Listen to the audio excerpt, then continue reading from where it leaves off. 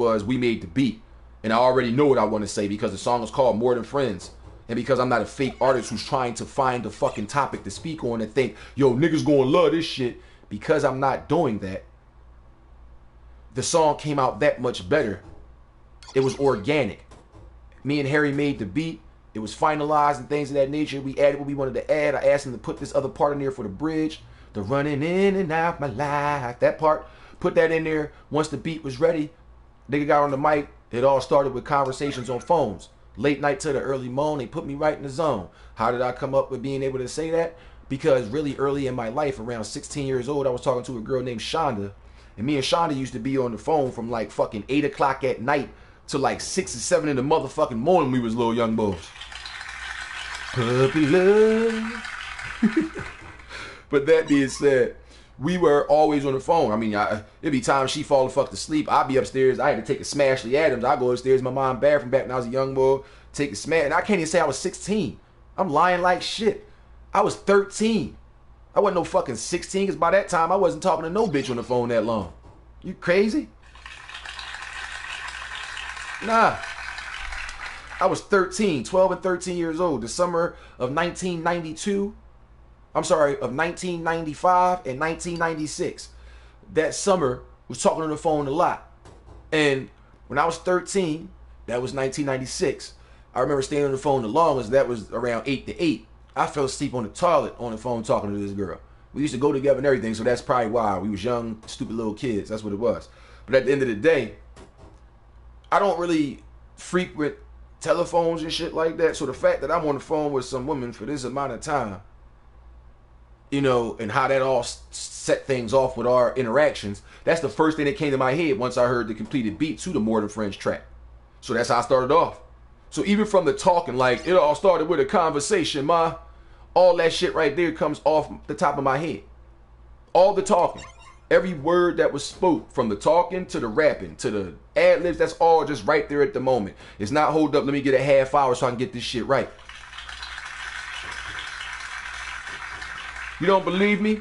I'm glad, because Office Wig is live right now on datpiff.com.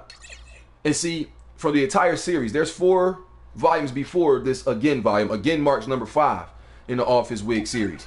And you can hear it on certain tracks. And I even told, like, when for the ones that I recorded a couple of tracks, either at the Pretzel Factory studio or whether I was with my man Dre Major at DNA studio, D&H, that was straight for Dre and Hawk. That was me and his shit at that time.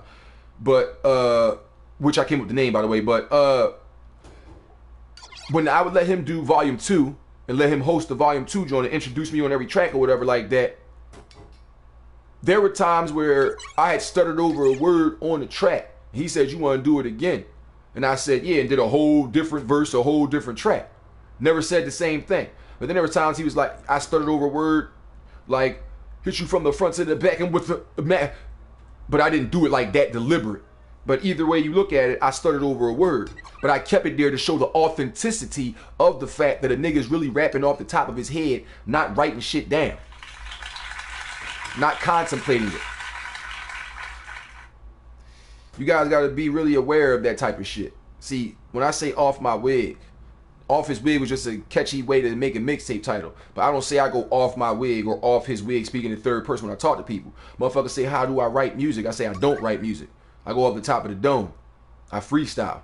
So how you freestyle songs, and then they put me in the studio and watch me do it.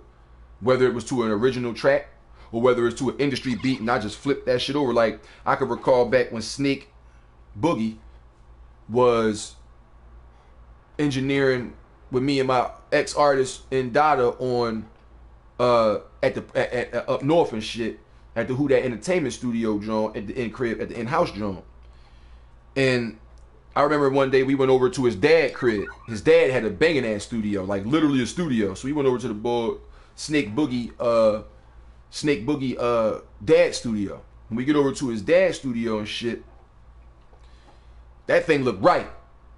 I mean, the size of this room was the size of my recording booth. So a nigga was feeling great, but fuck the size. It's about the quality, because I've been inside shit that was like the nigga closet. A nigga literally had a small ass closet that you could hold like half of a body inside of.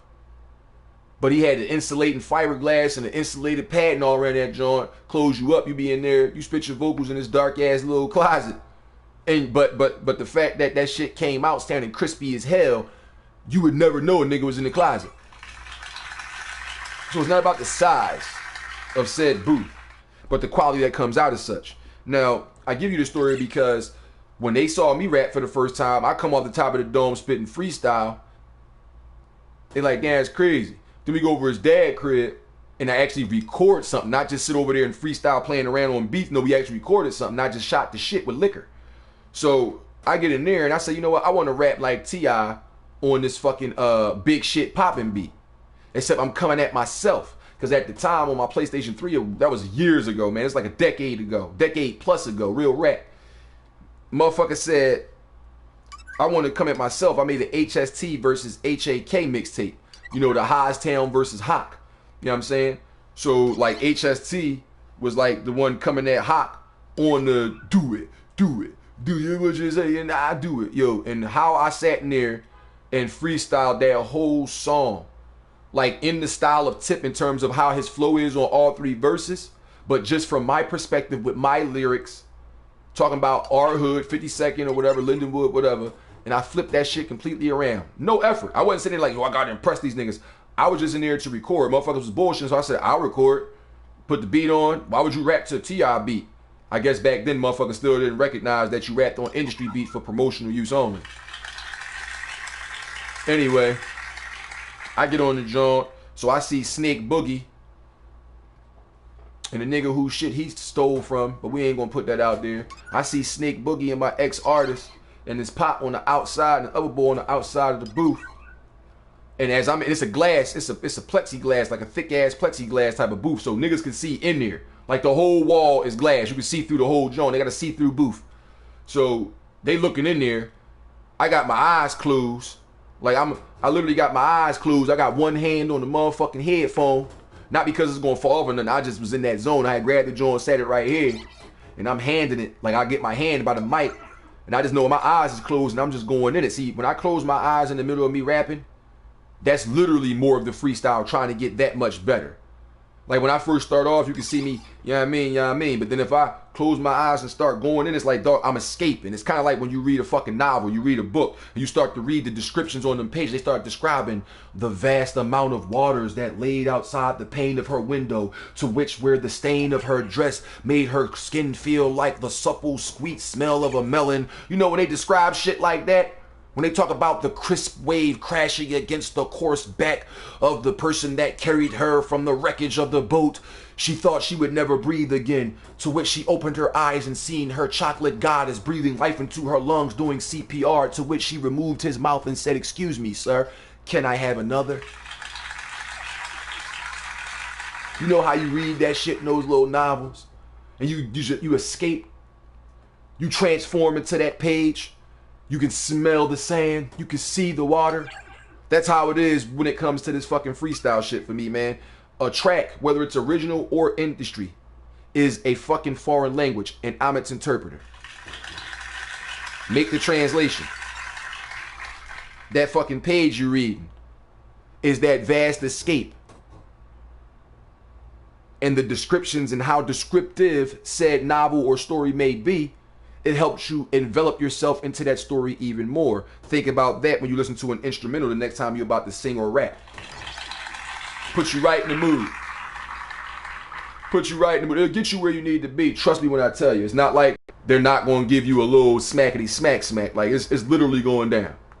But enough of the rapidy raps. We got to get into the first track of the evening, ladies and gentlemen. It's your boy, Young H to the double AK. I am him in the flesh. Thank you for joining me, ladies and gentlemen, on tonight's Office Wig Again broadcast. I appreciate y'all. Remember, the phone lines are open, 215-471-0713. That number one more again, 215-471-0713. If you guys want to holler at us, spit your soliloquies and pontificate about your team, or if you just want to get something off your chest, feel free to hit us up, baby. Ain't no pre-screen calls. We go live on this independent platform for independent artists and entrepreneurs, Radio AFG Live. And the first track we getting into tonight from that Office Wig Again mixtape is that Money Freestyle by yours truly, live right here on Radio AFG. Let's go.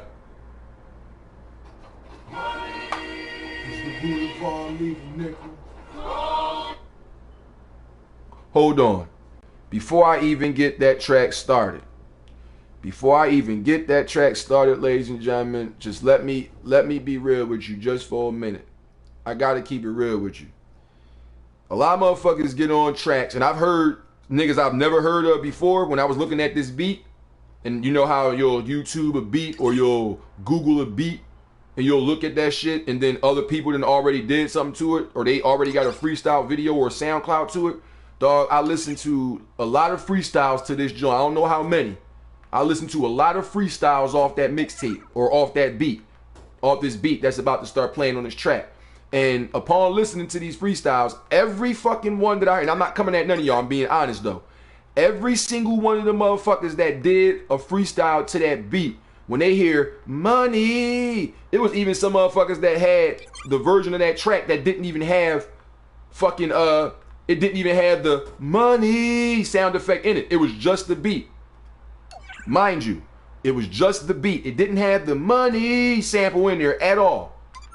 And everybody I heard, every one of them, was talking about coveting money. You know, worshiping money. That's all they about is the money. I'm the only motherfucker that actually took this stance. I had to take the headphones off because I'm kind of loud.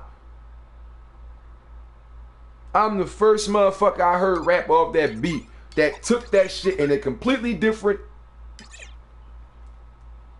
When you go like that, that means a completely different direction, but y'all ain't get it because the hand signals was fucking you up, but I digress. It was a completely different direction that I went to on this beat as opposed to everybody else. I didn't use money and start talking about getting bread, getting bitches and all that, but you'll understand it maybe when you'll get older. It's your boy Young A to the double AK, and the track is entitled The Money Freestyle, live on Radio AFG. Let's go.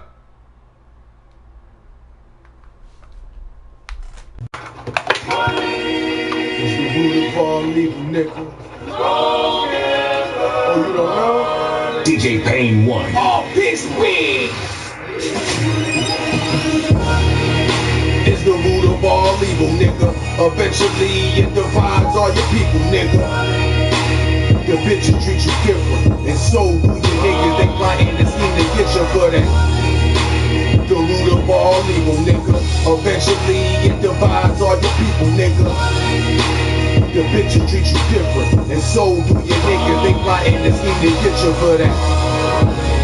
All this win. Far from greatness.